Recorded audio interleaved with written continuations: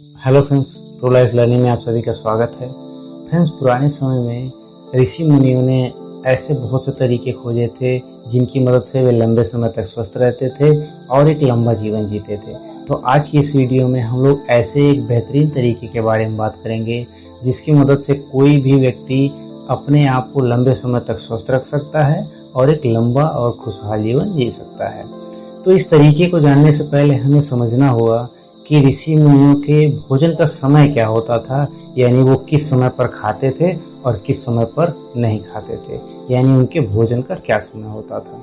तो ऋषि मुनि कभी भी सूर्यास्त के बाद नहीं भोजन करते थे और सूर्यास्त से पहले नहीं भोजन करते थे। यानी इसका रीजन क्या है? क्योंकि चरक संहिता में हमें देखने को मिलता है कि जो हमारी पाचन क्रिया को करने वाली जो जठराग्नि होती है, इसे हम पाचन अग्नि भी बोलते हैं, ये पाचन क्रिया को करती है और ये सूर्य के संपर्क में जब तक होती है तभी तक कार्य करती है। यानी कि ये सूर्योदय के बाद और सूर्यास्त के पहले ही कार्य करती है, सक्रिय होती है और हमारे पाचन क्रिया को संपूर्ण करती है।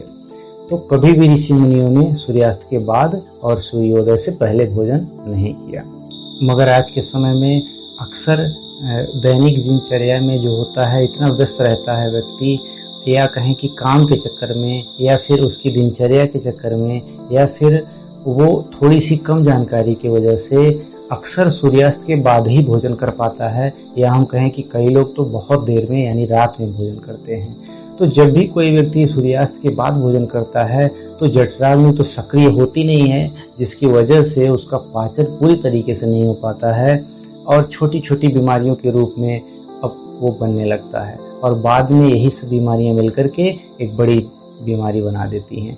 तो अगर हम यहीं पर सुधार कर लें, यानी अपने पाचन को बिगड़ने ही ना दें, तो हम एक लंबे समय तक स्वस्थ भी रह सकते हैं और अच्छा खासा बेहतरीन जीवन जी सकते हैं, खुशहाल जीवन जी सकते हैं। तो इसके लिए हमें सुधार करने के लिए हमें ये समझना होगा कि जब सूर्यास्त के बाद हम भोजन करते हैं तो उससे फर्क क्या पड़ता है।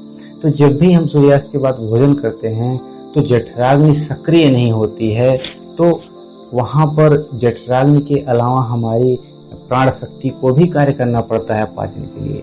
और प्राण शक्ति का क्या कार्य होता है? तो प्राण शक्ति हमारे मानसिक संतुलन को, हमारे मन के विचारों को और अवचेतन के बीच में संतुलन बनाए रखती है, संतुलन बनाने का कार्य करती है। मगर जब हम सूर्यास्त के बाद भोजन करते हैं तो पाचन अग्नि तो सक्रिय नहीं होती है, तो प्राण शक्ति को ही पाचन का भी कार्य करना पड़ता है, जिसकी वजह से वह अपना कुछ विशेष कार्य नहीं कर पाती है, जिसमें कि गहरी नींद भी शामिल होती है और मानसिक और चेतन सब संतुलन भी शामिल होता है। इसी कारण बहुत से ऐसे लोग हैं कि लगभग 7 से 8 घंटे नींद लेने के बाद भी वे थके से बिल्कुल महसूस करते हैं अपने आप को, या सुबह में उतनी ऊर्जा नहीं इकट्ठा कर पाते हैं कि वो पूरे दिन सक्रिय रह पाएं। तो इसमें हम किस तरीके से सुधार करें? तो इसके लिए हमें लगभग भोजन जो शाम का है वो सूर्यास्त से पहले करना होगा, जिसके कारण सिर्फ जठराग्नि ही कार्य करे, हमारी प्राण शक्ति जो है वो अपना कार्य करे, यानी कि हमें गहरी नींद दे और बाकी सारे कार्य अपने करे, हम धीरे धीरे स्वस्थ होने लगेंगे। तो हमें शाम का भोजन कब करना होगा? तो शाम को 7 बजे ही भोजन करना होगा, ताकि ये जो भोजन है ये 10 बजे तक लगभग डाइजेस्ट हो जाए और 10 बजे से 1 बजे के बीच में जो बाकी शेष भोजन है वो भी डाइजेस्ट हो जाए। तो इसके बाद प्राण शक्ति लगभग 1 बजे के बाद या फिर हम कहें कि 12 बजे के बाद कार्य करती है और अपना कार्य करती है, जिसमें कि गहरी नींद भी हमें आती है, हमारा मानसिक संतुलन बनता है और हमारे विचारों को भी शांत करती है। यही जो होता है डिटॉक्सिनेशन होता है, यानी यहीं पर हमारा शरीर डिटॉक्स होने लगता है जब हमें गहरी नींद आती है। इस प्रक्रिया को जिसमें कि हम 7 बजे भोजन कर लेते हैं, इसे अर्ध उपवास कहा जाता है। इस अर्ध उपवास में लगभग 16 घंटे का समय लगता है, मगर शुरू में आप इसे करने के लिए 12 घंटे ही कर सकते हैं, यानी 12 घंटे का आप अर्ध उपवास कर सकते हैं, जिसमें कि आप शाम को 7 बजे भोजन करें तो अगले दिन सुबह फिर 7 बजे ही भोजन करें, उसके बीच में भोजन ना करें। तो आखिर इस अर्ध उपवास में है क्या जिसकी वजह से हमारा शरीर डिटॉक्स होने लगता है, यानी इसकी शुद्धिकरण होने लगती है? तो इसका रीजन ये है कि जब भी हम शाम को 7 बजे भोजन करते हैं और सुबह के 7 बजे तक भोजन फिर नहीं करते हैं, यानी 12 घंटे का जो समय देते हैं, तो शरीर को तो थोड़ी न थोड़ी मात्रा में ऊर्जा हमेशा चाहिए होती है। तो जब इस अंतराल में भोजन नहीं मिलता है तो वो जो कोशिकाओं में बैक्टीरियाज हैं, यानी और जो आंतों में जो जमा आपका भोजन अभिशेष है, उन्हीं को ये डाइजेस्ट करने लगता है, यानी उन्हीं को पचाने लगता है और इससे कोशिका स्तर पर सुधार होने लगता है, क्योंकि कोशिकाओं के भी बैक्टीरिया जिसमें डाइजेस्ट किए जाते हैं। तो आज के इस मॉडर्न टाइम में वैज्ञानिक इसे ऑटोफेजी कहते हैं, जिसे कि चरक संहिता में अर्धोपवास कहा गया है। ऑटोफेजी का मतलब क्या होता है कि कोशिका स्तर पर डिटॉक्स करना शरीर को, यानी कि कोशिका स्तर तक डिटॉक्स कर देना शरीर को ऑटोफेजी कहा जाता है। ये अर्धोपवास जो होता है आपका, अगर कोई व्यक्ति 21 से 25 दिन तक कर लेता है तो उसके अंदर बहुत से बदलाव देखने को मिलते हैं, या हम कहें कि सुधार देखने को मिलते हैं। जैसे कि जब कोशिका स्तर पे शुद्धिकरण होता है, या हम कहें डिटॉक्स होता है शरीर, तो स्किन में लाइट आती है, यानी कि उसके स्किन में निखार देखने को मिलता है। बाल भी सही हो जाते हैं और साथ में आपका मानसिक संतुलन भी बनता है, क्योंकि आपके विचारों में भी संतुलन आता है, विचारों को भी शांत करती है, साथ में गहरी नींद आती है। तो जब यहाँ पर आप देखते होंगे कि आपका डाइजेशन सही होता है, यानी आप बिल्कुल भी डाइजेस्टिव रूप से अच्छे होते हैं, तो आपको गहरी नींदें आती हैं।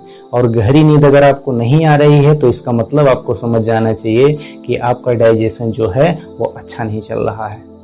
अब इस अर्धोपवास के बारे में कुछ गलतफहमियां लोगों की दूर कर देते हैं। जैसे कि बहुत से ऐसे लोग कहते हैं कि जब भी हम उपवास करते हैं, यानी फास्टिंग करते हैं या अर्धोपवास करते हैं, तो हमें कमजोरी महसूस होने लगती है या हमें वीकनेस आ जाती है। ऐसा बिल्कुल भी नहीं होता है। क्यों? क्योंकि इस उपवास या अर्धोपवास में आपके शरीर के फैट ही केवल बर्न होते हैं, यानी आपके फैट ही केवल डाउन होते हैं, आपकी चर्बी ही कम होती है।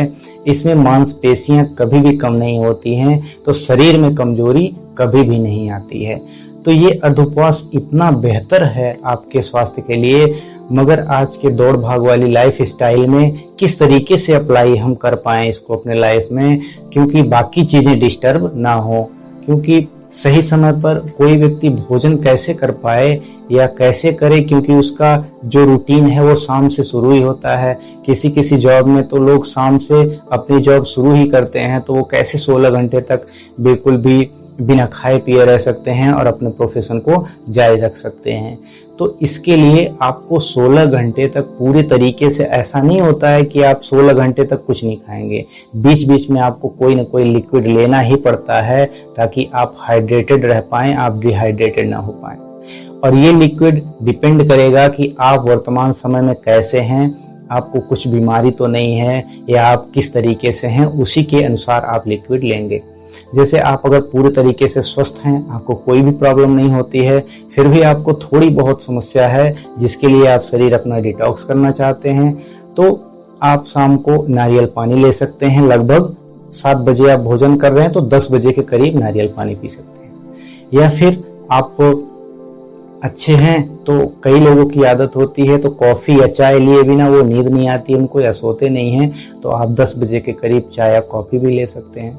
मगर जिन लोगों को मोटापा कम करना है, यानी जिनके फैट ज़्यादा हैं, चर्बी ज़्यादा हैं, वो 10 बजे लगभग 1 गिलास पानी में नींबू भी ले सकते हैं। मगर ध्यान रहे, ऐसे लोग नींबू पानी रात में न पिएं जिनको कि सर्दी जुकाम जल्दी हो जाता है, कफ से रिलेटेड कोई प्रॉब्लम उनको। तो बाकी लोग भी इसको अच्छे तरीके से कर सकते हैं। जिनको कि कफ से रिलेटेड प्रॉब्लम हो जाती है, वो रात में कोई त्रिफला चूर्ण ले सकते हैं, पानी ले सकते हैं साथ में, या फिर किसी डॉक्टर से कंसल्ट करके कोई ऐसा पाउडर ले सकते हैं जो कि उनके डाइजेशन को अच्छा करता हो। अब बात करें कि किन लोगों को इसे नहीं करना चाहिए, तो खिलाड़ी वर्ग होगा आपका, और जो आपके ज़्यादा मेहनत करने वाले लोग हैं, और बच्चे हैं, और डायबिटीज पेशेंट हैं, इन 4 लोगों को अर्धोपवास नहीं करना चाहिए। इसका रीज़न क्या होता है कि इन लोगों को थोड़े थोड़े समय पर भोजन या फिर कोई भी सप्लीमेंट्स चाहिए होता है ताकि एनर्जी मिलती रहे। तो इसी वजह से इन लोगों को अर्धोपवास या फिर उपवास नहीं करना चाहिए।